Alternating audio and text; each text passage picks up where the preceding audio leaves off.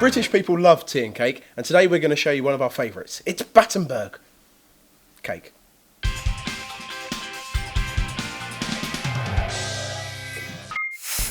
For this Battenberg cake, we need to make a classic sponge from butter, sugar, flour and eggs. Then we'll split it into two and colour and flavour both differently. One with lemon and yellow flavouring, one with rose water and pink. Okay, so first of all, our butter goes in there like so, and our caster sugar. Now these have all been weighed out. Of course, you guys can find all the details down below. But for now, we'll switch this on and make it go nice and pale and creamy. And now, one at a time, we're going to crack in our eggs. It's quite an eggy mixture, quite a rich mixture. And every time you add an egg, add about half a tablespoon of flour as well.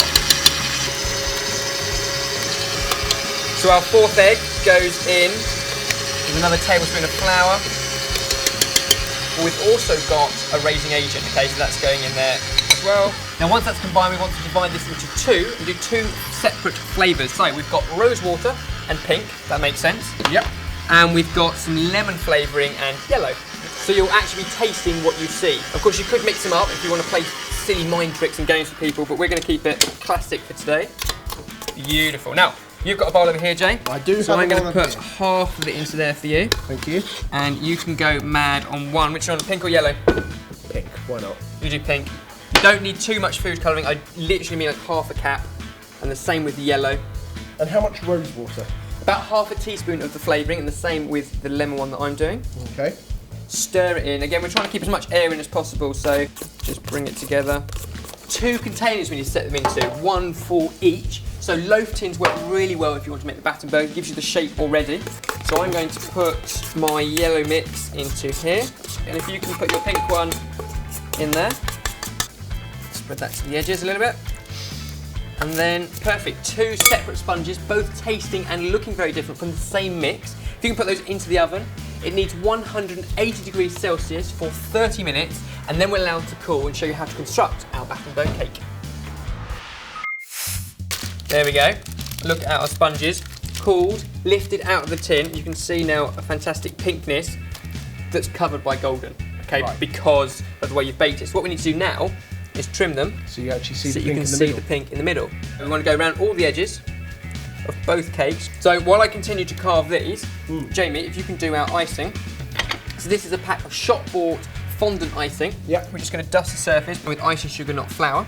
And then if you can roll that out into a thin layer, about the thickness of a pound coin. And I'm going to continue to carve this. So that's what we need, Jay. So I've taken off all the sides, trimmed off the top where it rose. Okay, don't throw this away. This is great for things like trifle. You can put the sponge in the bottom of there. What I essentially want are two rectangles that look like that. And I'll do exactly the same with our yellow one. So depending on how you look at this, there's either lots of wastage from making a cake like this, or lots of amazing bits for you to eat along the way. Now that's our Battenberg, but obviously you need the traditional checkered board. So all you need to do is take half of it, flip it round, and you've got that kind of traditional Battenberg look. That's how they do it. Now for some glue, we're just going to use some cream cheese. That's all you need on here, because the icing I'm going to put on later and it's so sweet anyway that cream cheese is fine. Slip on the top. Slip on the top, and then ease them apart. That too can be wedged together. A bit more glue on top, and if you can roll up the icing over the rolling pin and bring it this way, oh, in fact even better, I'll come to you. Gently lift up. Magic how that happens.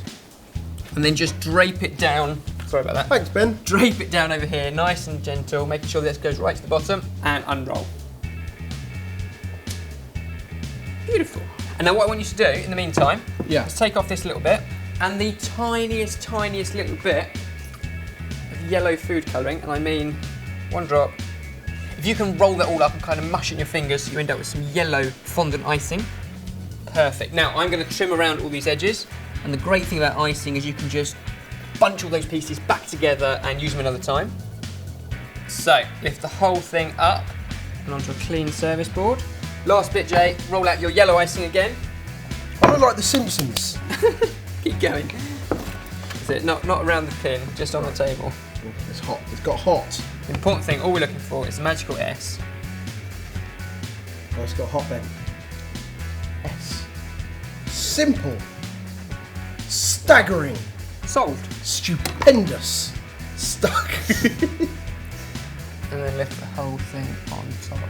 And there is the sorted S in perfect form. So there we go, you can make whatever flavours and colours you want. We went for lemon and rose, but it's our version of a Battenberg cake sorted. Go half each. Yeah. That is Battenberg. It's a cake my nan would be proud of. You've got to get the lemon and the rose in the same mouthful, that's the key. Oh. Thanks for telling me that now. Now we know that you love the sweet stuff, so if you want some more, have a look on the website, sortedfood.com, and you'll find loads there. No, you